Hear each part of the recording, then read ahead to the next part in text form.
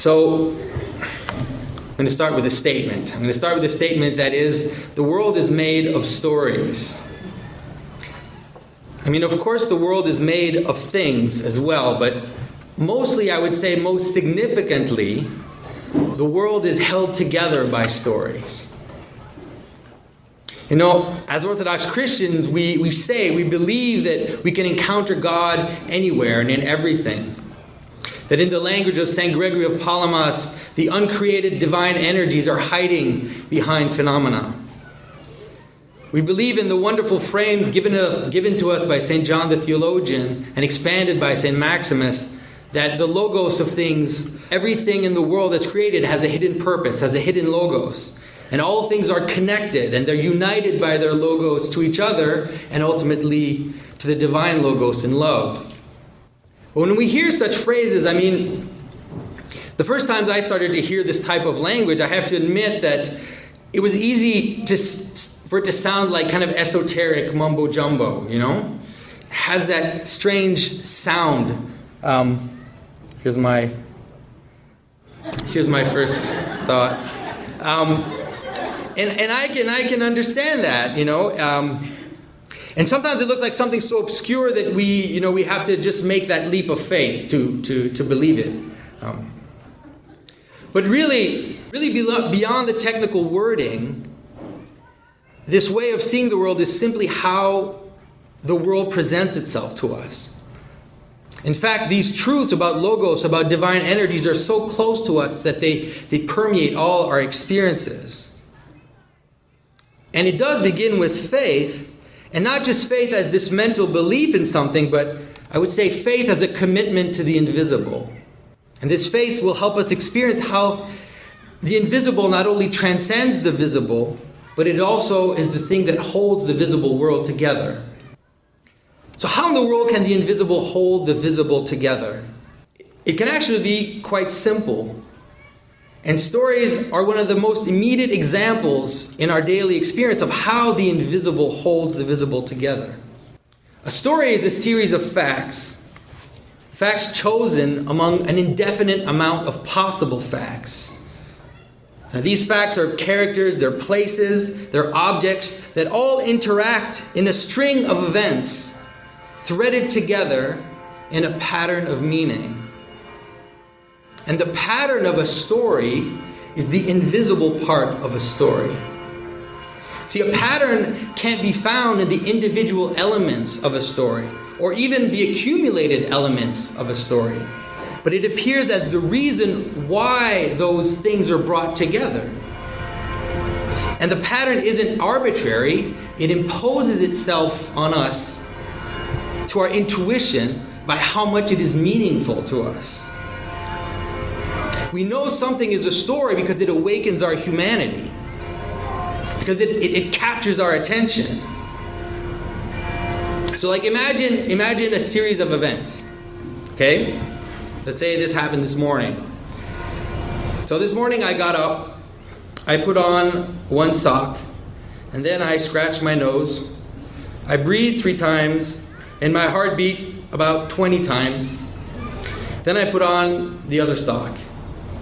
I coughed a little, I blinked a few times, I glanced at the belt on the chair, I breathed another 2 times, and who's bored? I mean, although there's clearly a character in what I just said, and there are events in the description, but that's not a story. I mean, it's boring. If I kept going like that, I'd have people walking out of the room. So for your consideration, let me give you another series of events. So last Sunday morning, I got up and we were late for church. So getting ready, I go to put on my socks. But looking into the drawer, I realized that all of them were in the wash. So here I am starting to panic, I'm running around the house trying to find a clean pair of socks. And after another 5 minutes, I'm at the point of giving up. All hope is lost. And I'm thinking, okay, I'm going to have to dive into the hamper and going to spend the day in dirty socks. Or else I start to wonder, would it be considered cross-dressing if I borrowed my wife's socks? And so as I'm shamefully sifting through my wife's socks, looking over my shoulder, hoping she won't see me, and wondering, am I going to have to confess this? And if I'm going to confess this, is it because, I'm cross-dressing? Is it because I'm taking some... Anyways. So as I'm sifting through my wife's socks, what do I come upon?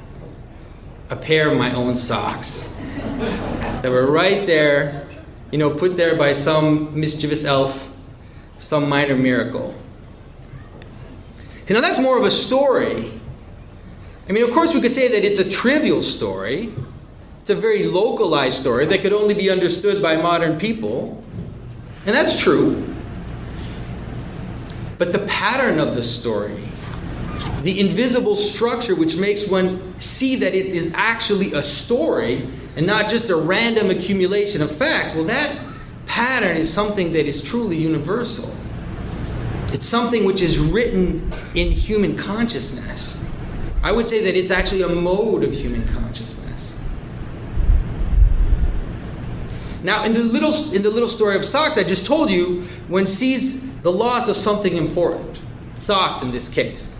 Because I come from Quebec, and in the winter, you don't go without socks. It's not going to happen. But more far-reaching stories will have more significant terms. So what's lost could be the Holy Grail. Or what's lost could be Sauron's ring. Or it could be the paradise of Adam and Eve. And then comes the panic. All hope is lost. But it's in the very descent into chaos and inversion that the thing is finally found by some surprise. So for the Grail, it's found in the castle of the wounded Fisher King. For the ring, in the dark cave of the riddling monster Golem. And the lost paradise is recaptured on the cross, where death and derision are transformed into glory. But in my benign missing sock case, the solution came as I'm sifting through my wife's sock drawer. Which is not chaotic at all, by the way, because she'll be listening to this, so yeah. All right. Of course, there's some stories that don't follow these patterns very well. And those stories, they just kind of fall to the wayside and they're forgotten. All of those how my day went stories, or the novels that you find in the discount bin, or those TV shows that get canceled after one season. But those stories that embody universal patterns and in terms that have wider importance, well, those stories last. They enter our consciousness and they support our identities. And they become this underlying web of references with which we encounter the world. That's really important because we all have this underlying web of references with which we function. And that's part of what the Bible does. That's one of the points of all these stories we tell. The creation, the flood, the life of Abraham, his descendants, the kings, the prophets. All of that is a giant pattern. And it's part of this cosmic web of logos that holds the universe together and prevents it from fragmenting into isolated particular events. This fragmentation is a process which leads to chaos.